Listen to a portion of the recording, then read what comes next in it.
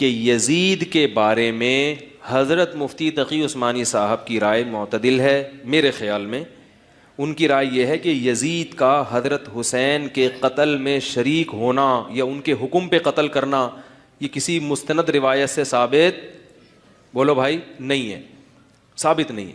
اسی طرح یزید کا شرابی، کبابی، یہ سب چیزیں بھی کسی مستند اوتھینٹک روایت سے ثابت نہیں ہے.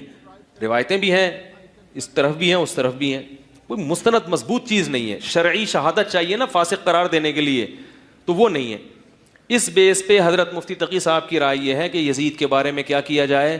خاموش. نہ رحمت اللہ علیہ بولو، نہ لعنت اللہ. 1400 سال پہلے ملک عراق کی سرزمین پہ ایک قتل ہوا تھا. یہ وہ قتل رسول کے بیٹے کا قتل تھا، اور یہ قتل کسی غیر مذہب نے نہیں کیا، بلکہ اسی نبی کا کلمہ پڑھنے والوں نے اسی نبی کے بیٹے کا قتل کیا. اس دور کی مکمل طاقتیں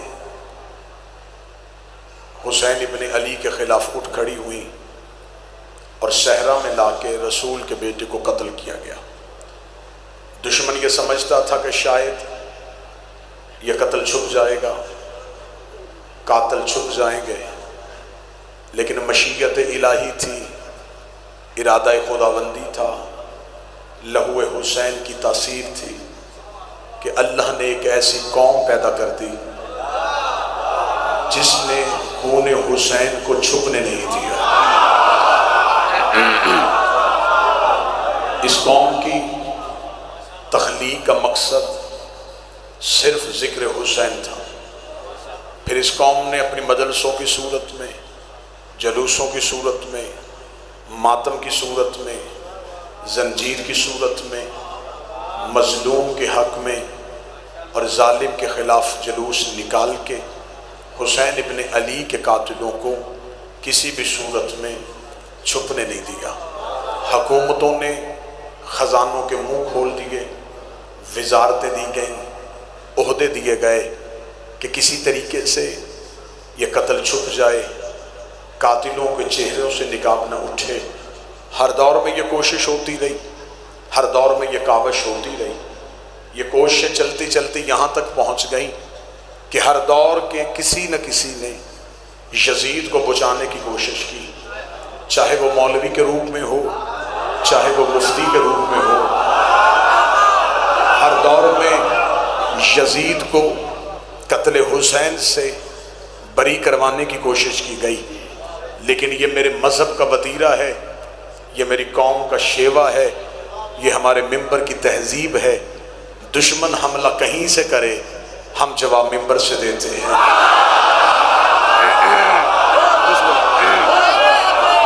دشمن کا حملہ ٹی وی چینل سے ہو، اخبار سے ہو، محراب سے ہو، ممبر سے ہو، ہمارے پاس ذرائع ابلاغ کا سب سے بہتر ذریعہ یہ ممبر شبیر ہے. ہمارا ٹی وی چینل بھی یہ ہے، ہماری اخبار بھی یہ ہے، ہمارا لوگوں تک بات پہنچانے کا وسیلہ بھی یہ ہے. لہٰذا میری کوشش ہمیشہ یہ رہی ہے مذہب شیعہ کی بہتر لفظوں میں وکالت ممبر شبیر سے کی جائے. عہد حاضر میں قوم کے بچوں کو پریشان نہ ہونے دیا جائے. دشمن کہیں سے حملہ کرے، ہم جواب ممبر سے دیں. پچھلے دنوں میں پھر ایک کوشش ہوئی، ایک نام نہاد مفتی نے یزید کا دفاع کرنے کی کوشش کی، تو میں نے ملک کے ہر ممبر پہ کہا نہیں، جذباتی آپ نے نہیں ہونا، تقریر میں کر رہا ہوں، بہتر انداز سے میں آپ کی ترجمانی کروں گا. میں نے ملک کے ہر ممبر پہ کہا کہ اگر آپ یزید کو بچانے کی کوشش کر رہے ہیں تو کبھی ذاکر نائک کی زبان سے جملے، کبھی کسی مولوی کی زبان سے فتویٰ، کبھی کسی جھوٹی حدیث کا سہارا، اگر یہ ساری طویلیں کر کے آپ یزید ہی کو بچانا چاہتے ہیں اور یزید ہی کا دفاع کرنا چاہتے ہیں تو پھر ایسے کرتے ہیں. یہ بات چھپ چھپا کے نہیں کرتے، یہ بات کھل کھلا کے کرتے ہیں. ملک کا کوئی چوراہا، کوئی چوک، کوئی گراؤنڈ، کوئی بارگاہ، کوئی مسجد منتخب کر لیتے ہیں، ایک اشتہار چھپواتے ہیں حسین کے نام کا، ایک اشتہار چھپواتے ہیں یزید کے نام کا، ایک مجمع بلاتے ہیں حسین کے نام کا، ایک مجمع بلاتے ہیں یزید کے نام کا، یزید کا دفاع کرنے والے بھی اکٹھے ہو جائیں، حسین کا ذکر کرنے والے بھی اکٹھے ہو جاتے ہیں، نہ لڑائی ہوگی، نہ جھگڑا ہوگا، نہ بندوق نکلے گی، نہ گالی ہوگی، نہ کسی کو گولی ماری جائے گی، صرف کام ایک ہی کرنا ہے، میں ممبر سے حسین کی ماں کا کردار پڑھتا ہوں، تو یزید کی ماں کا کردار، جو بول سکے وہ تائید فرمائے۔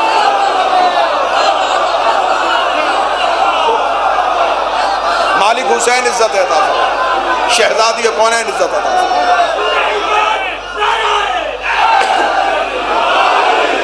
ہم پڑھتے ہیں حسین کا شجرہ، تم ہمیں سناؤ یزید کا شجرہ، ہم بتاتے ہیں حسین کا کردار، تم ہمیں سناؤ یزید کا کردار۔ آج بہانے سے یزید کو بچانے کی کوششیں ہو رہی ہیں، جس کا دفاع کیا جائے اس کا کھل کے کیا جاتا ہے۔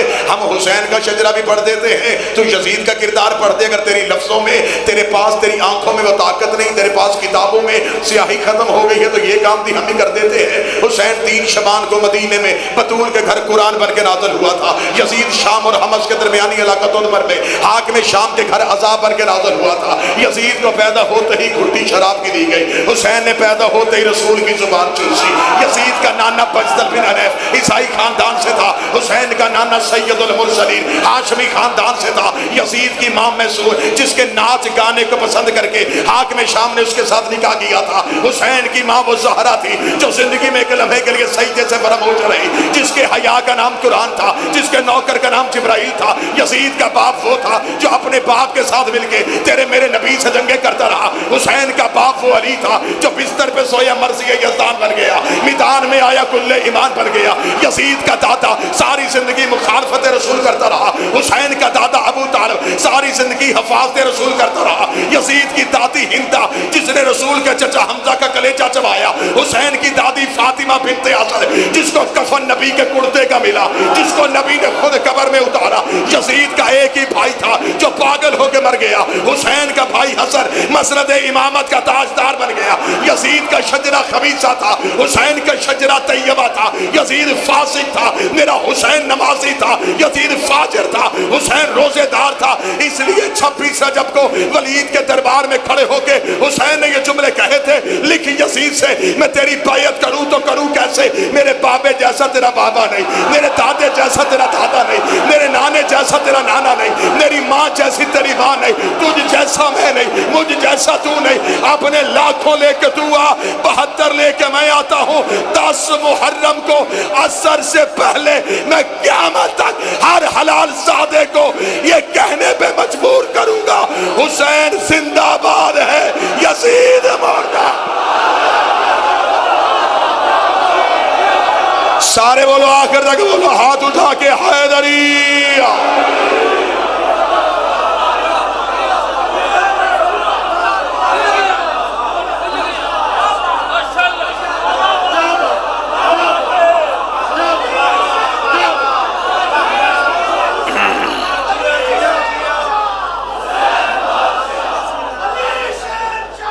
بسم اللہ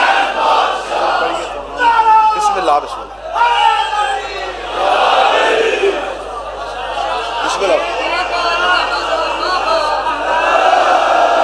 حسین دنیا کو ثابت کر گیا،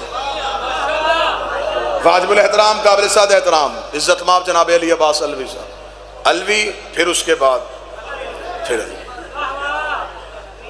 ہمیں بتاؤ کہ قتل حسین میں کون کون شریک تھا؟